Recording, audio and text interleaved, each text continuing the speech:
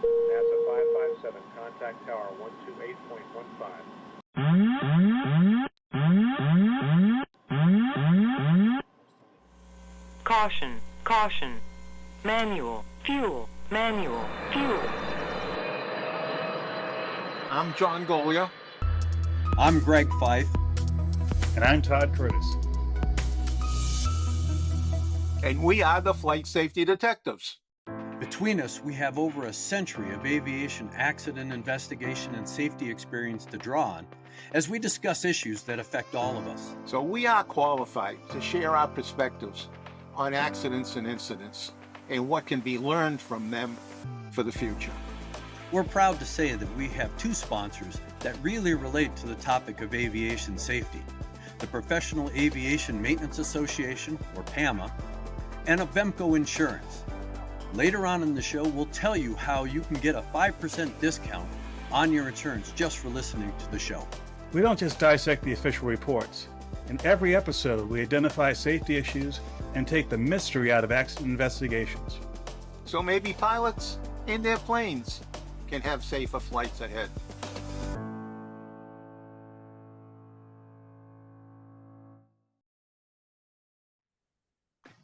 Hello, everybody. Welcome to another edition of Flight Safety Detectives. I'm Miles O'Brien, and I'm joined, as always, by the great Todd Curtis and the even greater John Golia, the legend himself, to talk about aviation and what can go wrong, and more importantly, what can we learn about it?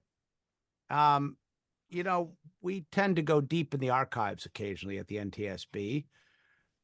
Sometimes some stories are, well, they kind of develop a life of their own. And this one from 1991 is something that's worth discussing because it does get us, I don't know the altitude at which this occurred, but the term the Mile High Club comes to mind here, gentlemen, as we talk about this one. We are in the Winter Haven area of Florida in a Piper Seneca, December of 1991.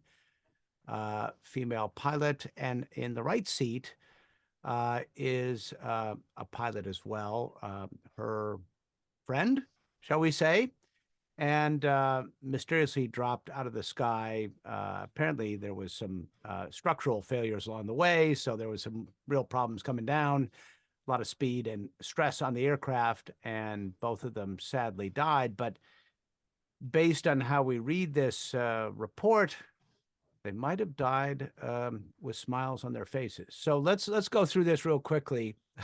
Todd, what's your, I guess it's never spelled out, like as is often the case in these reports, but I think we understand what happened here, right? I think we can read between the lines. And this event, as you said, took place in the Winter Haven area, specifically Rainbow Lake, Florida. And the report's a very short one. This is from 1991, December 1991. This is in the era before the public docket really became an important part of investigation. So there's only this report. It's only a couple pages long and no photographs. And in fact, there's only 2 paragraphs of content here. So I'm going to read the whole thing. Now, the report did mention that the pilot was female, does not mention the gender of the other passenger. But this was a Florida event. But I can't say this was a Florida man event because I don't know the gender of the other person. With that, the analysis says the private pilot and a pilot-rated passenger were going to practice simulated instrument flight. Witnesses observed the airplane's right wing fail and in a dive and crash. Examination of the wreckage and bodies revealed that both occupants were partially clothed, and the front right seat was in the full aft reclining position. Neither body showed evidence of seatbelts or shoulder harnesses being worn. Examination of the individual's clothing revealed no evidence of ripping or distress to the zippers and belts. Probable cause and findings. National Transportation Safety Board determines the probable causes of this accident to be the pilot in command's improper in-flight decision to divert her attention to other activities not related to the conduct of the flight. Contributing to the accident was the exceeding of the design limits of the airplane, leading to a wing failure. Now, first, let me comment on the technical aspects of this. This was a Cessna, a Piper, twin-engine Seneca. Piper. Piper Seneca, twin-engine Piper. This is 1991. To the best of my knowledge, these did not come standard with either a cockpit voice recorder or a flight data recorder, nor does there In this case, no. have any, nor is there any mention of that here. So how they surmise that the pilot in command diverted her attention to other activities not related to the conduct of the flight, I believe that's speculation. Now that we're on the subject of speculation, it stands to reason that if there's no evidence of ripping of the clothing, and if there was an intense interest in zippers and belts, perhaps there was a deliberate action on the part of both occupants to remove their clothing. Certainly, reclining the right seat is something that if you're acting as a safety pilot, it's not something you do when you're practicing instrument approaches. So they were practicing some kind of approach, but I'm not sure what. John, in your experience, what do you think's going on here? Well, it's kind of obvious, but you know what? This isn't the first, and it probably won't be the last time that this happens. I can think of a few others, one in Las Vegas in particular. Yeah, in fact, I think it was in the same general time frame as this one too, maybe a little earlier. But it really gets to the pilots. Why would they conduct behavior like this? You know, they know it's risky, right? What would drive people to do that?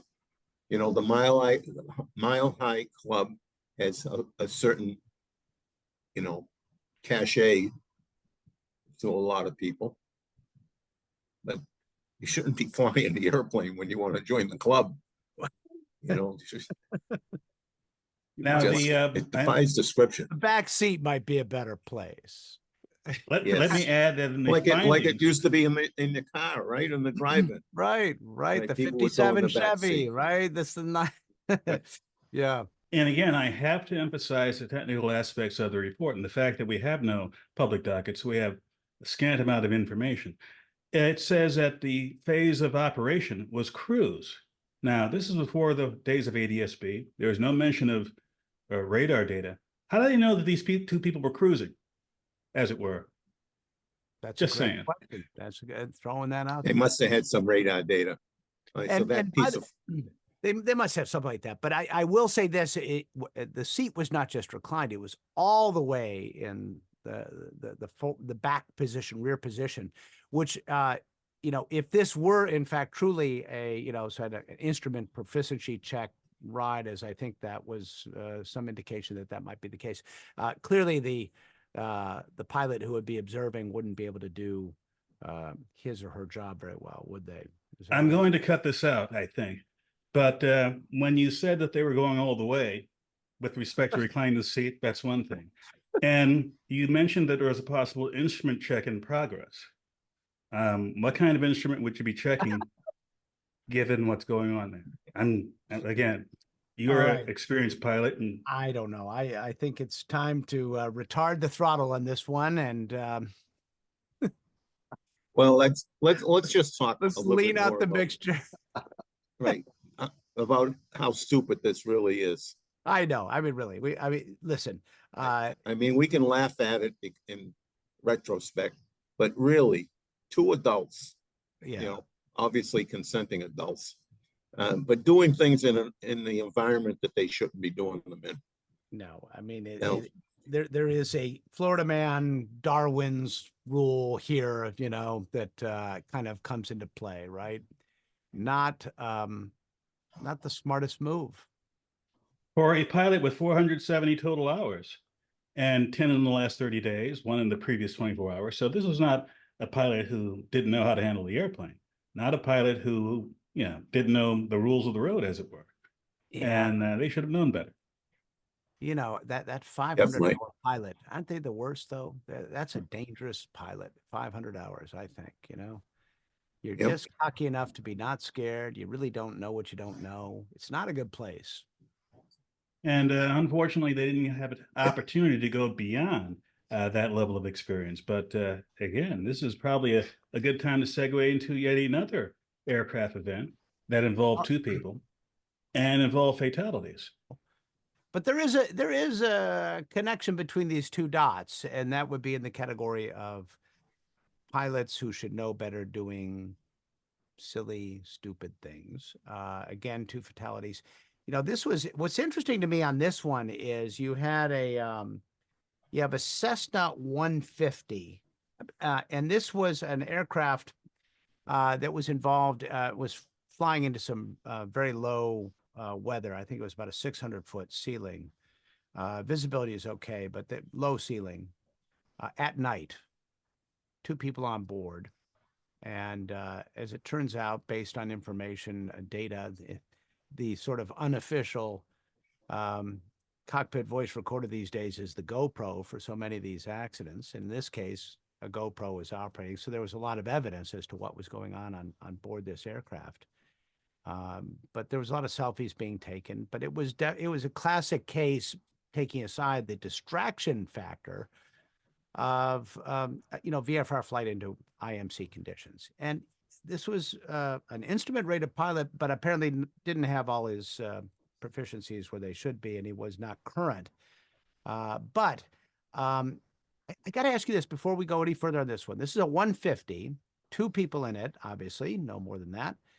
Have you ever seen a Cessna 150 that is equipped for instrument flight? I have never seen one, but I don't know if that exists. Maybe it exists. It could. My experience, and it's been years ago with a 152, was definitely a VFR aircraft. Yeah, I don't know. I've never seen one.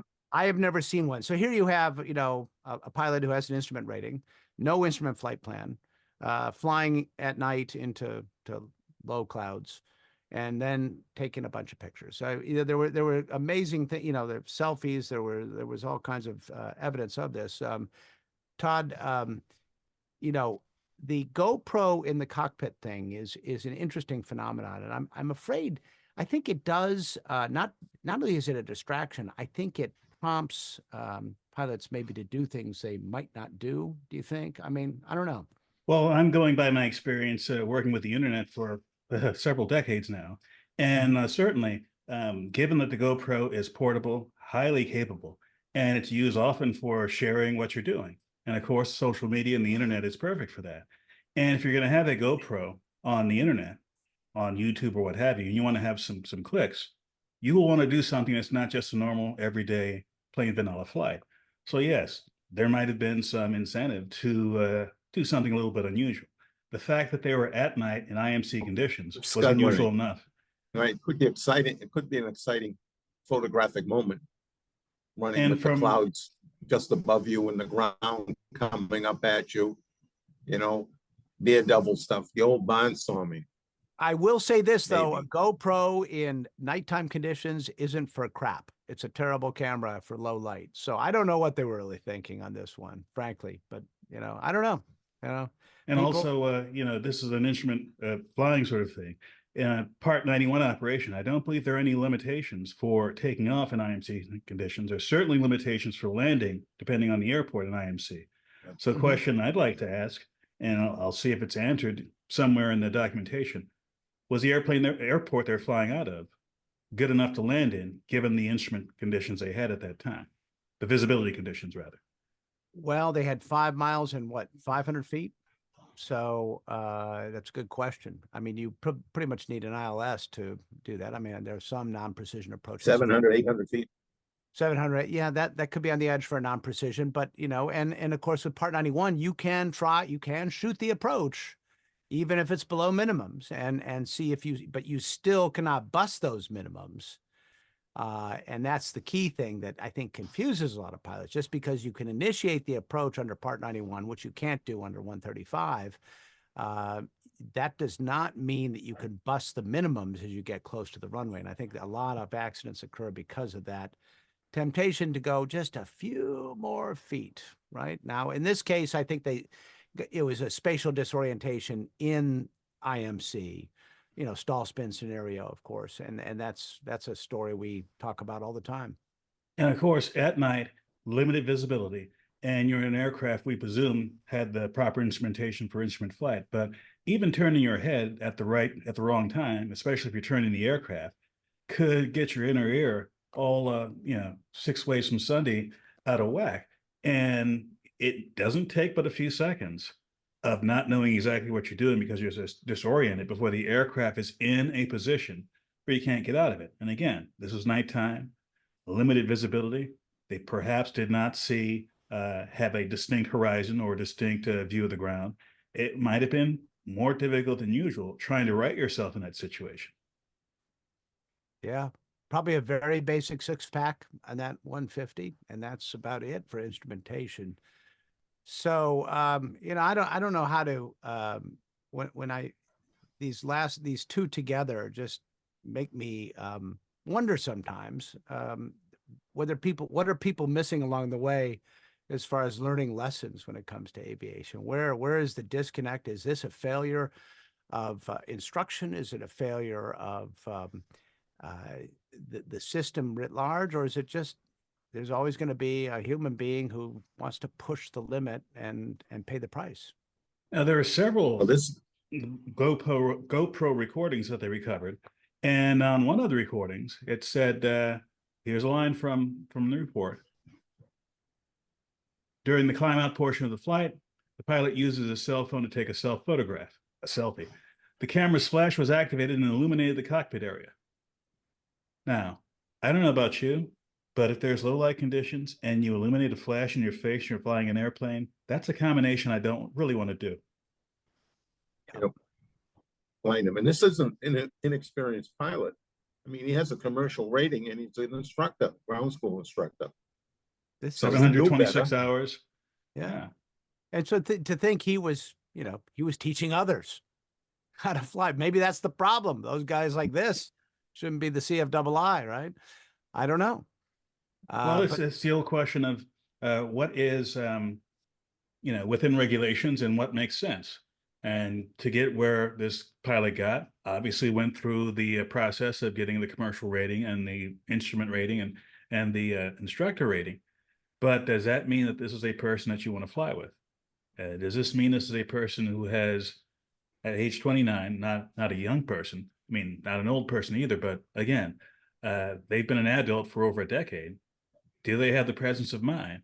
Did this person have the presence of mind to make the kinds of reasonable decisions that would keep that pilot and anyone on the airplane safe? In this case, in my opinion, the answer is no. yeah, and you know what? It wasn't a good night to take pictures, whatever you may say. It was dark. I mean, there's a lot of things, negative things facing him, and he still chose to do it. Yeah. Which, as you guys were talking, I was reminded of a recent news program that I was on, talking about helicopters, and mainly Kobe Bryant and that person from Africa that was very wealthy. And Right. both of those helicopters were essentially scud running. So even though we have all kinds of rules and all kinds of examples of accidents that happen when you behave like that, they're still out there. Yeah. I think I think we've learned a lesson here, which we keep learning over and over again. And I hope we take it to heart. I hope you take it to heart. Why don't, Todd, what are your final thoughts on these two incidents separated by more than a decade, but joined together by pilot stupidity and hubris, I guess? Well, again, having been in the cockpit myself, not that many hours, not as much as either of these two people, are there some times where I thought about doing things that are maybe on the edge of the regulation? Sure. Anything this far off the edge? No. But we have to realize that we're dealing with human beings here. And they live in the context of, hey, I'm doing this really special thing, flying an airplane. I've worked hard to get here. I spent a lot of money to get here. Let me have a little fun now and then. I'm not against that. But this is the kind of fun where if you sit back for a minute and think about it, it's like, look, I'd love to join the Mile High Club for whatever reason. If you want to do that, what's the safest way to do it? A, have someone else fly. B, make sure the person who's flying is paying attention only to flying and nothing else. In this case, they were trying to, save time, save money, save whatever, and do it all at once. Obviously, it didn't end well. The second, I think, is a bit more, pernicious in the sense of the internet era that we're in, the social media era that we're in. There are tens of thousands, if not hundreds of thousands of people in the aviation world who put things online, myself included. Some of them put things online when they're flying. Not me so far. But the temptation, anytime you're trying to get traffic and clicks and eyeballs, is to do something a little bit different. I'm all for that. I've done it on more than one occasion. I've been around long enough where I'm not going to be inclined to do that in the sky, if for no other reason that if I'm successful in putting out there, I'm putting out a bad example. And part of what we're doing here is, in addition to having a little fun with these stories, is to set an example. It's like, we're not against having fun. We're not against doing something creative in the air. We're not against GoPro cameras, but we are against doing things that, go beyond common sense.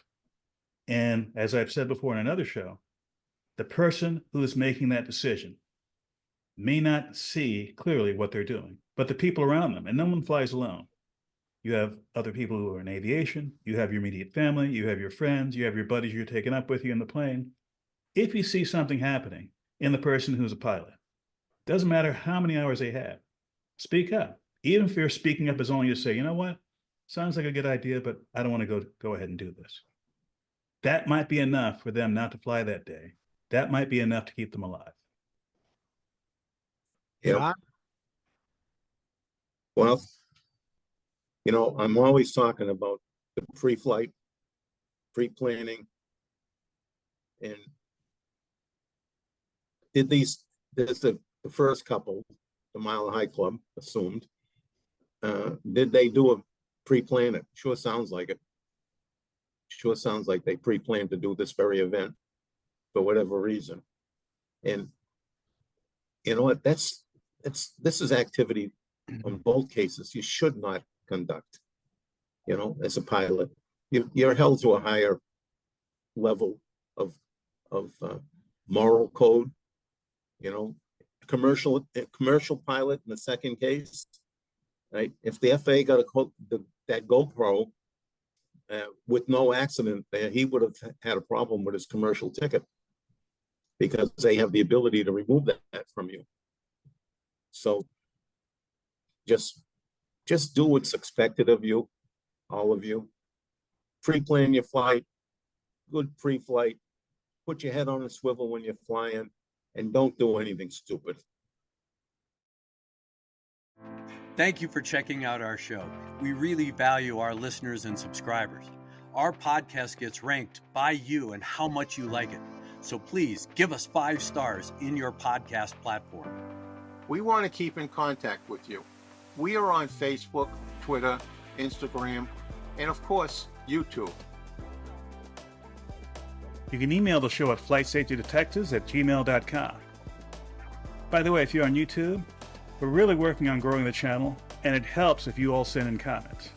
Please do that, and we read all the comments. And be sure to subscribe.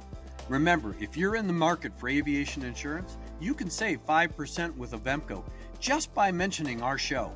Visit them at www.avemco.com. That's it for this episode of the Flight Safety Detective. Until the next episode, fly safe.